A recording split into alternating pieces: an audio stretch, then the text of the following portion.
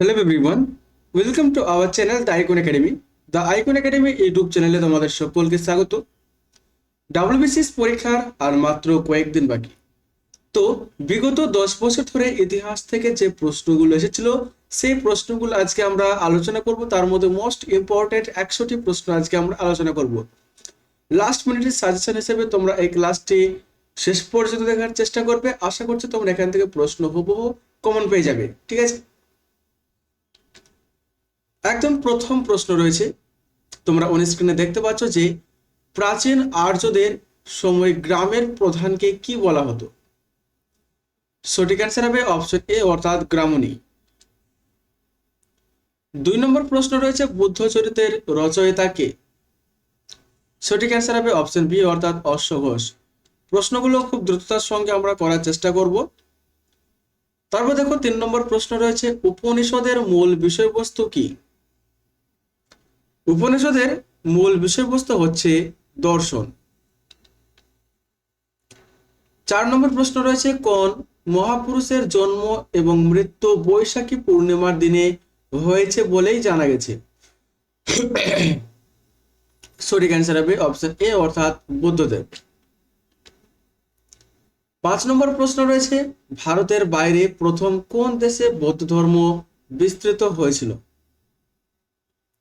সঠিক অ্যান্সার হবে option C অর্থাৎ শ্রীলঙ্কা। এবং বৌদ্ধ ধর্ম বিস্তারের ক্ষেত্রে যার অবদান সব থেকে বেশি তোমরা সকলে জানো, সম্রাট অশোক। 6 নম্বর প্রশ্ন রয়েছে শ্বেতাম্বর ও দিগম্বর নামে দুটো শাখায় কোন ধর্ম বিভক্ত ছিল। শ্বেতাম্বর এবং দিগম্বর নামে যারা ভিন্ন ছিল তারা হচ্ছে জৈন ধর্মাবলম্বীরা। 7 নম্বর প্রশ্ন রয়েছে উত্তর পশ্চিমে চন্দ্রগুপ্ত মৌর্যের সাম্রাজ্য কতদূর পর্যন্ত বিস্তৃত ছিল। সঠিক অ্যান্সার হবে অপশন ডি অর্থাৎ হিন্দুকুশ পর্বত পর্যন্ত। 8 নম্বর প্রশ্ন রয়েছে নন্দ বংশের শক্তিকে কোথায় পরাভূত করে চন্দ্রগুপ্ত মৌর্য নিজেকে প্রতিষ্ঠিত করেছিলেন। অ্যান্সার হবে অপশন সি অর্থাৎ মগধ। 9 নম্বর প্রশ্ন রয়েছে হর্ষবর্ধনের জীবনী অর্থাৎ হর্ষচরিত কার লেখা। হর্ষচরিত রচনা করেছিলেন বাণভট্ট। 10 নম্বর প্রশ্ন রয়েছে সম্রাট অশোকের শিলালিপিতে তাকে অন্য কি নামেও উল্লেখিত করা হয়েছে। একদম রাইট অ্যান্সার হবে অপশন ডি অর্থাৎ প্রিয়দর্শী। তোমরা যারা ক্লাসটি করছো তোমাদের উদ্দেশ্যে বলবো ক্লাসে অবশ্যই একটি করে লাইক করে দাও, কেননা আমার শরীর খুবই খারাপ, ঠান্ডা লেগেছে তোমরা বুঝতে পারছো, এবং তার সঙ্গে তোমাদের এক্সামের টাইম নেই, সেই জন্য ক্লাসগুলো অবশ্যই আমাদের প্রোভাইড করতে হচ্ছে। ঠিক আছে, তো ক্লাস অবশ্যই তোমরা একটু লাইক করে দাও এবং তোমরা ক্লাসটি শেয়ার করো। 11 নম্বর প্রশ্ন রয়েছে বঙ্গদেশে কৌলিন্য প্রথা কে প্রবর্তন করেছিলেন। কৌলিন্য প্রথা প্রবর্তন করেছিলেন বল্লাল সেন। 12 নম্বর প্রশ্ন রয়েছে কার রাজসভা নবরত্ন এর জন্য বিখ্যাত ছিল। অ্যান্সার হবে দ্বিতীয় চন্দ্রগুপ্ত। 13 নম্বর প্রশ্ন রয়েছে ড্যাশ হলেন প্রাচীন ভারতের একমাত্র শাসক যিনি তার সাম্রাজ্যকে পামির মালভূমি অতিক্রম করে মধ্য এশিয়া পর্যন্ত বিস্তৃত করেছিলেন। সঠিক অ্যান্সার হবে অপশন বি অর্থাৎ কনিষ্ক। এই কনিষ্ক কি শকাব্দ প্রচলন করেছিলেন তোমরা সকলেই জানো। 14 নম্বর প্রশ্ন রয়েছে কাশ্মীরের ইতিহাস নিয়ে কোলাহলে রচিত এর নাম কি। সঠিক অ্যান্সার হবে অপশন সি অর্থাৎ রাজতরঙ্গিনী। 15 নম্বর প্রশ্ন রয়েছে অশোকের রাজত্বকাল কোন শতাব্দীতে। অশোকের রাজত্বকাল হচ্ছে খ্রিস্টপূর্ব 3য় শতাব্দী। অপশন বি হয়ে যাবে একদম রাইট অ্যান্সার। 16 নম্বর প্রশ্ন রয়েছে নিচের কোনটি কনিষ্কের রাজধানী। কনিষ্কের রাজধানী হচ্ছে পেশোয়ার। 17 নম্বর প্রশ্ন রয়েছে নিচের কোন শাসক মহারাজা ধীরাজ উপাধিতে ভূষিত ছিলেন। মহারাজ ধীরাজ উপাধিতে যিনি ভূষিত ছিলেন তিনি হচ্ছেন 17 নম্বর প্রশ্নের একদম রাইট অ্যান্সার হবে অপশন ডি অর্থাৎ সমুদ্রগুপ্ত। সমুদ্রগুপ্তের প্রচুর নাম ছিল, তিনি কবির নামে পরিচিত ছিলেন, তিনি ভারতের নেপোলিয়ন নামে পরিচিত ছিলেন, তিনি লিচ্ছবি দহিত্র নামেও পরিচিত ছিলেন। 18 নম্বর প্রশ্ন রয়েছে, কাকে ভারতের নেপোলিয়ন বলে আখ্যায়িত করা হয়? তোমরা সকলে জানো, সমুদ্রগুপ্ত হয়ে যাবে একদম রাইট অ্যান্সার। 19 নম্বর প্রশ্ন রয়েছে, সমুদ্রগুপ্তের কীর্তি নিচের কোনটিতে বর্ণিত রয়েছে? তো সমুদ্রগুপ্তের কীর্তি বর্ণিত রয়েছে এলাহাবাদ স্তম্ভলিপিতে, ঠিক আছে। 20 নম্বর প্রশ্ন রয়েছে, ভারতের ইতিহাসে কোন যুগকে স্বর্ণযুগ বলা হয়? কোন যুগকে স্বর্ণযুগ বলা হয়? একদম রাইট অ্যান্সার হবে অপশন এ, অর্থাৎ গুপ্ত যুগকে। গুপ্ত যুগে কে উত্তর রামচরিত নাটক রচনা করেছিলেন? গুপ্ত যুগে উত্তর রামচরিত নাটক রচনা করেছিলেন অপশন ডি, অর্থাৎ ভবভূতি। 22 নম্বর প্রশ্ন রয়েছে, সমুদ্রগুপ্তের নানা বিবরণ সমৃদ্ধ এলাহাবাদ প্রশস্তি কে রচনা করেছিলেন? তো দেখো, এলাহাবাদ প্রশস্তি রচনা করেছিলেন হরিসেন। শকাব্দের প্রবর্তককে কিছুক্ষণ আগে তোমাদের বললাম, কনিষ্ক 78 এডিতে প্রবর্তন করেছিলেন শকাব্দ।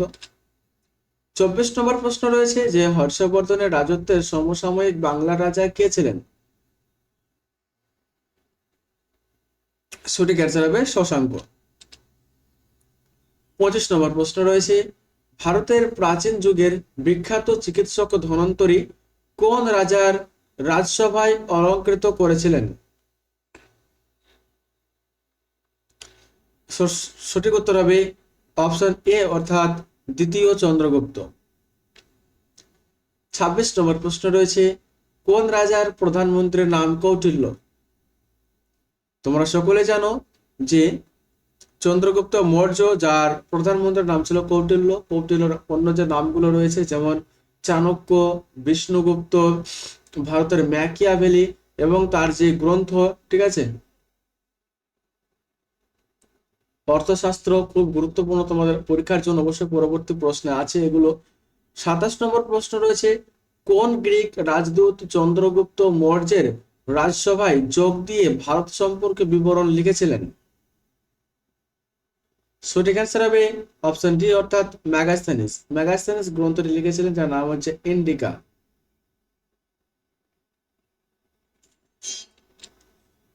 28 নম্বর প্রশ্ন রয়েছে, আরবরা কত খ্রিস্টাব্দে সিন্ধু জয় করেছিল? আরবরা 712 খ্রিস্টাব্দে সিন্ধু জয় করেছিল। 29 নম্বর প্রশ্ন রয়েছে, সম্রাট অশোকের সাম্রাজ্য নিচের কোন অঞ্চলটির অন্তর্ভুক্ত ছিল না? সঠিক অ্যান্সার হবে অপশন এ, অর্থাৎ মাদ্রাজ। 30 নম্বর প্রশ্ন রয়েছে, সংস্কৃত নাটক রত্নাবলী কে লিখেছিলেন? সঠিক অ্যান্সার হবে অপশন বি, অর্থাৎ হর্ষবর্ধন। 31 নম্বর প্রশ্ন রয়েছে, চৈনিক পরিব্রাজক হিউয়েন সাং কার রাজত্বকালে ভারতে এসেছিলেন? দেখো, হিউয়েন সাং অর্থাৎ রয়েছে এবং তার আগে কি হয়েছে, হর্ষবর্ধন হয়ে যাবে একদম রাইট অ্যান্সার। এবং ফাহিয়েন, যিনি এসেছিলেন চন্দ্রগুপ্ত মৌর্যের আমলে। 32 নম্বর প্রশ্ন রয়েছে, কাদম্বরী কাব্যের রচয়িতা কে? কাদম্বরী কাব্য কে রচনা করেছিলেন? সঠিক অ্যান্সার হবে অপশন বি, অর্থাৎ বাণভট্ট। 33 নম্বর প্রশ্ন রয়েছে, ভারতের কোন যুগকে অনেক ঐতিহাসিক ইংল্যান্ডের রানী এলিজাবেথের যুগ বা গ্রিসের পেরিক্লিয়াসের যুগের সঙ্গে তুলনা করেছিলেন? তো সঠিক অ্যান্সার হবে গুপ্ত যুগ। গুপ্ত যুগে ভীষণ পরিমাণে ডেভেলপ হয়েছিল, শিল্পকলা থেকে শুরু করে বিশাল উন্নতি এবং বিজ্ঞান এবং যে অন্যান্য ক্ষেত্রগুলো রয়েছে, খুব উন্নত ছিল এই গুপ্ত যুগ। 34 নম্বর প্রশ্ন রয়েছে, কাদের রাজত্বকালে ভারতে সবচেয়ে বেশি স্বর্ণমুদ্রা ও তাম্রমুদ্রা ব্যবহৃত হয়েছিল? সঠিক অ্যান্সার হবে অপশন ডি, অর্থাৎ কুষাণ যুগে। 35 নম্বর প্রশ্ন রয়েছে, আলেকজান্ডারের শিক্ষাগুরু কে ছিলেন? আলেকজান্ডারের শিক্ষাগুরু ছিলেন, তিনি হবেন একদম রাইট অ্যান্সার অপশন সি, অর্থাৎ অ্যারিস্টটল। 35 নম্বর প্রশ্ন রয়েছে, মহাবীর কে ছিলেন? মহাবীর ছিলেন 23তম তীর্থঙ্কর, যার অপর নাম ছিল পরেশনাথ। দ্য ইন্ডিকা কে লিখেছিলেন? দ্য ইন্ডিকা লিখেছিলেন মেগাস্থানিস। 37 নম্বর প্রশ্ন রয়েছে, ভারতের ইতিহাসে গুপ্ত চোর বৃত্তির সূত্রপাত প্রথম কোন সময়ে হয়েছিল? সঠিক অ্যান্সার হবে অপশন বি অর্থাৎ মৌর্য যুগে। 38 নম্বর প্রশ্ন রয়েছে, ভারতের ইতিহাসে প্রথম সম্রাট হিসেবে কার নাম বিবেচিত হয়? প্রথম সম্রাট হিসেবে যিনি বিবেচিত হয় তিনি হচ্ছেন চন্দ্রগুপ্ত মৌর্য। 39 নম্বর প্রশ্ন রয়েছে, মেগাস্থানিস কার রাজদূত হিসেবে ভারতে এসেছিলেন? তো মেগাস্থানিস তিনি সেলুকাস নিকেটরের রাজদূত হিসেবে ভারতে এসেছিলেন। 40 নম্বর প্রশ্ন, কনিষ্ক সাম্রাজ্যের রাজধানী কোথায় ছিল? কনিষ্ক সাম্রাজ্যের রাজধানী ছিল অপশন 40 নম্বর প্রশ্নের একদম রাইট অ্যান্সার হবে এক্ষেত্রে পেশোয়ার হবে উত্তর। ঠিক আছে, পেশোয়ার উত্তর হবে, অপশনগুলো নেই এখানে।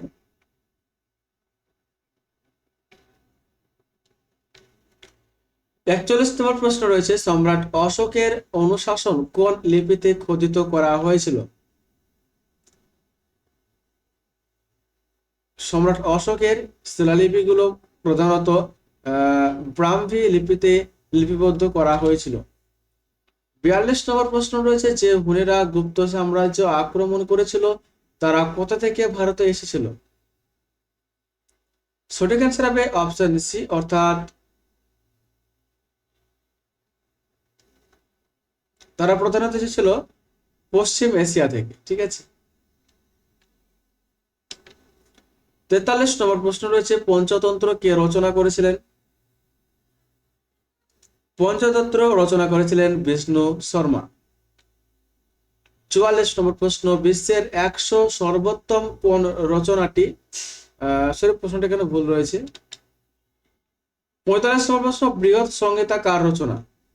বৃহৎ সংহিতা কে রচনা করেছিলেন? সঠিক অ্যান্সার হবে অপশন এ অর্থাৎ বরাহ মিহির। 46 নম্বর প্রশ্ন, বিখ্যাত আর্যভট্ট কোন বিষয়ে পণ্ডিত ছিলেন?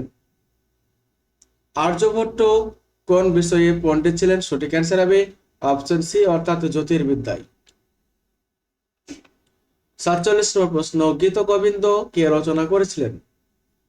অ্যান্সার হবে কবি জয়দেব। 48 নম্বর প্রশ্ন রয়েছে, নাগার্জুন কে রচনা করেছিলেন? নাগার্জুন কে ছিলেন? ঠিক আছে, তো নাগার্জুন ছিলেন, তিনি হচ্ছেন বৈদিক যুগের একজন ঋষি। 49 নম্বর প্রশ্ন রয়েছে, নিচের কোন রাজবংশ মহাবলীপুরম প্রতিষ্ঠা করেন? মহাবলীপুরম প্রতিষ্ঠা করেছিলেন পল্লব রাজবংশ। শকাব্দ কবে থেকে শুরু হয়েছিল? তো তোমরা সকলে যেন 78 খ্রিস্টাব্দ থেকে শুরু হয়েছিল শকাব্দ, যেটি কনিষ্ক প্রচলন করেছিলেন। যারা ক্লাসটি করছো বাট এখনো পর্যন্ত লাইক করোনি, তোমাদের উদ্দেশ্যে বলবো ক্লাসটি অবশ্যই একটি করে লাইক করে দাও, এবং তোমরা পরবর্তীতে কোন বিষয়ের উপর প্রিভিয়াস 10 বছরের প্রশ্নপত্র তোমরা করতে চাও সেটি তোমরা অবশ্যই কমেন্ট সেকশনে কমেন্ট করে জানাতে পারবে। আমরা সেই বিষয়ের ক্লাস অতি দ্রুততার সঙ্গে নিয়ে আসার চেষ্টা করব। বিখ্যাত অজন্তার গুহা চিত্রের শিল্পে নিচের কোনটির গল্প কাহিনীর পরিচয় পাওয়া যায়? সঠিক অ্যান্সার হবে অপশন ডি অর্থাৎ জাতক থেকে। 52 নম্বর প্রশ্ন, মৌর্য পরবর্তী যুগে মধ্য ভারত ও দক্ষিণাত্যের কাদের রাজত্ব সবচেয়ে উল্লেখযোগ্য? সঠিক অ্যান্সার হবে অপশন সি অর্থাৎ সাতবাহনদের। চৈনিক পরিব্রাজক ফাহিয়েন কার রাজত্বকালে ভারতে এসেছিলেন? তো দেখো, ফাহিয়েন যিনি এসেছিলেন চন্দ্রগুপ্ত মৌর্য এর আমলে। তোমরা কিন্তু চন্দ্রগুপ্ত মৌর্য এবং দ্বিতীয় চন্দ্রগুপ্তের মধ্যে যেন গুলিয়ে না যায়। ঠিক আছে, দেখো 54 নম্বর প্রশ্ন রয়েছে, চোল ও পল্লব উভয়দের রাজধানী নিচের কোনটি ছিল?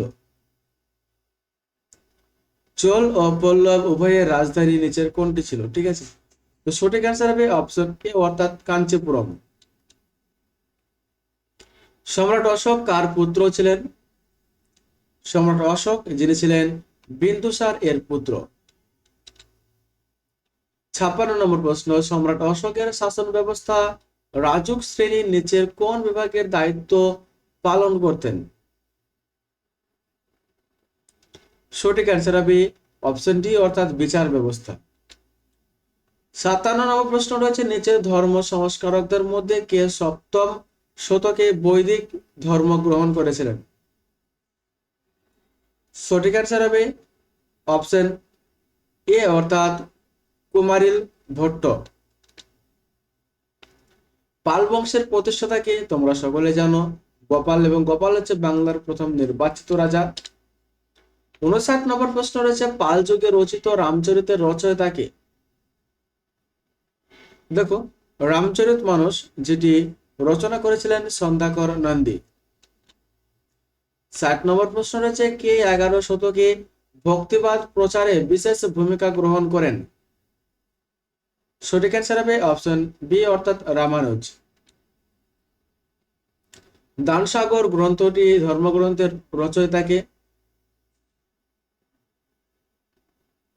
সঠিক অ্যান্সার হবে বল্লাল সেন। দানসাগর, অদ্ভুত সাগর, যত সাগর ভাবে সমস্ত সাগরের রচনা করেছিল এই বল্লাল সেন।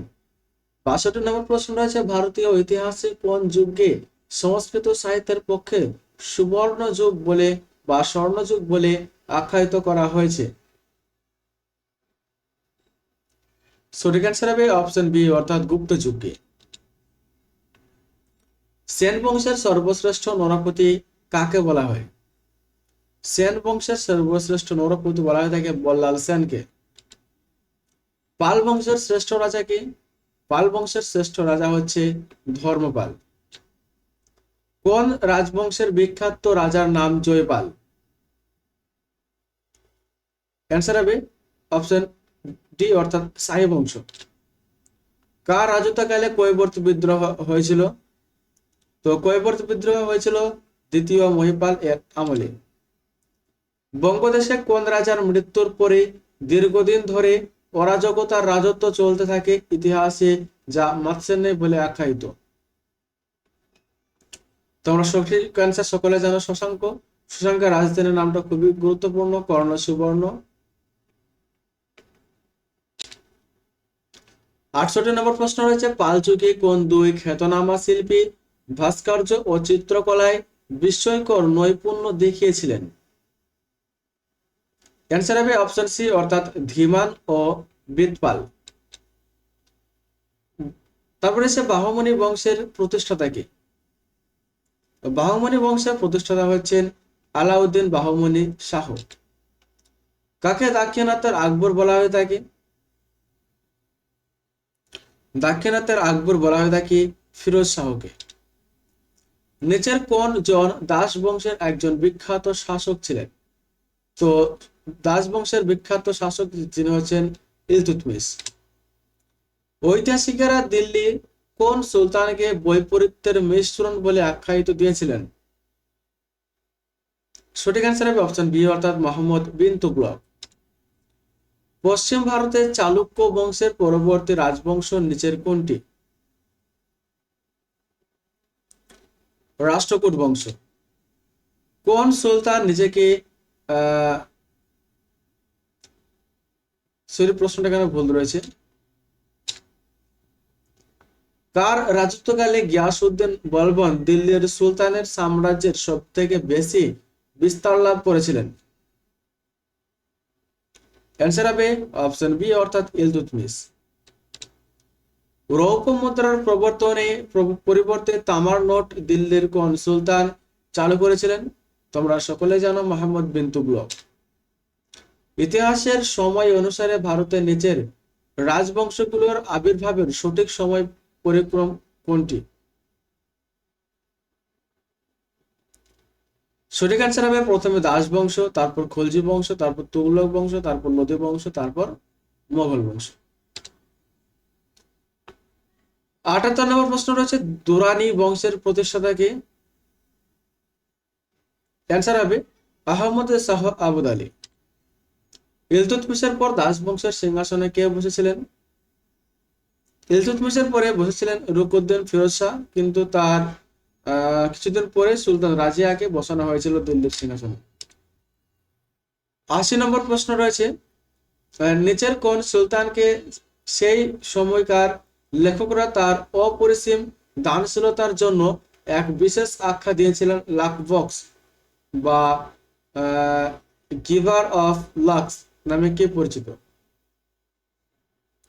তোমরা সকলে জানো কুতুবউদ্দিন আইবক। শশাঙ্কের রাজধানীর নাম তোমাদের কিছুক্ষণ আগে বললাম কর্ণ সুবর্ণ, যেটি বহরমপুর থেকে 24 মাইল দক্ষিণে অবস্থিত। চীনের সঙ্গে কূটনৈতিক সম্পর্ক ভারতের কোন সুলতান স্থাপন করেছিলেন? চীনের সঙ্গে কূটনৈতিক সম্পর্ক যার সঙ্গে ছিল তিনি হচ্ছেন জালালউদ্দিন খলজি। অপশন এ হয়ে যাবে একদম রাইট অ্যান্সার। ভারতের প্রথম আফগান শাসনের প্রতিষ্ঠাতা কে? ভারতের প্রথম আফগান শাসনের প্রতিষ্ঠাতা হচ্ছেন এটা হবে মহনলাল লোদি। ঠিক আছে, তারপর দেখো কার আমলে ভক্তিবাদ আন্দোলনের সাথে নিচের কোন নামটি বিশেষ স্মরণীয়? সঠিক অ্যান্সার হবে অপশন বি অর্থাৎ শ্রী চৈতন্য।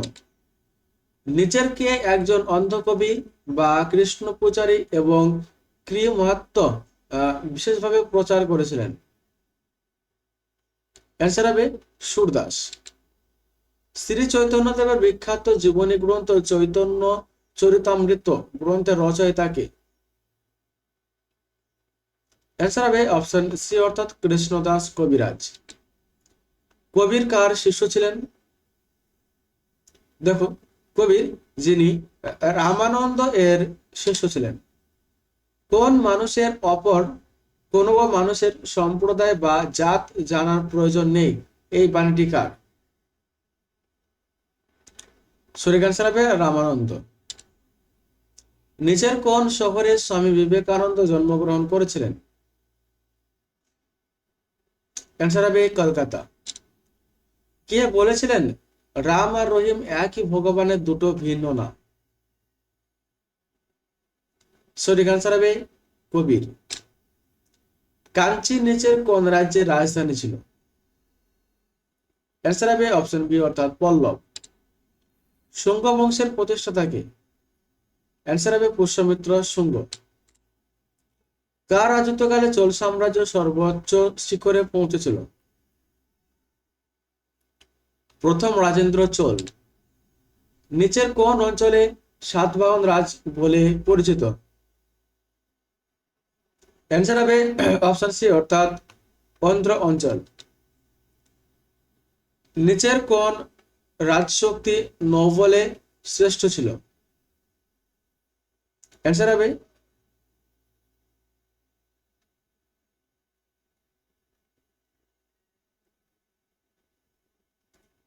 প্রশ্নটা ভুল রয়েছে। ঠিক আছে, কিন্তু প্রশ্নটা মিস্টেক রয়েছে। বিজয়নগর রাজ্যের প্রতিষ্ঠাতা কে? 96 নম্বর প্রশ্ন রয়েছে। বিজয়নগর রাজ্যের প্রতিষ্ঠা করেছিলেন হরিহর ও বুক্কা নামক দুই ভাই। মাদুরাই কাদের রাজধানী ছিল? মাদুরাই যেটি ছিল চোলদের রাজধানী। বিজয়নগর রাজ্যের ধ্বংসাবশেষ বর্তমানে কোথায় দেখতে পাওয়া যায়? অ্যান্সার হবে হাম্পি। পাল বংশের কোন রাজাকে বঙ্গদেশের প্রধান ব্যক্তিরা একত্রিত হয়ে বঙ্গদেশের সিংহাসনে বসান? অ্যান্সার হবে গোপাল। 1420 খ্রিস্টাব্দে এক বিদেশি পর্যটক বিজয়নগর রাজ্যে এসেছিলেন, তিনি কে? Fa Hien, Niccolo Conti, Vasco da Gama, Marco Polo. যারা সঠিক অ্যান্সারটি জানো তারা অবশ্যই কমেন্ট সেকশনে কমেন্ট করে জানাবে। এটি তোমাদের হোমওয়ার্ক দেওয়া থাকলো। ক্লাসটি ভালো লাগলে অবশ্যই একটি করে লাইক করে দেবে এবং পরবর্তী ক্লাসটি করার জন্য তোমরা অবশ্যই চ্যানেলটিকে সাবস্ক্রাইব করে রাখবে। দেখা হচ্ছে পরবর্তী ক্লাসে। ততক্ষণে ভালো থাকো, সুস্থ থাকো, এক্সামের বেস্ট প্রিপারেশন করো, ভালো করে পরীক্ষা দাও। সর্বদা তোমাদের সঙ্গে রয়েছে the icon academy YouTube channel.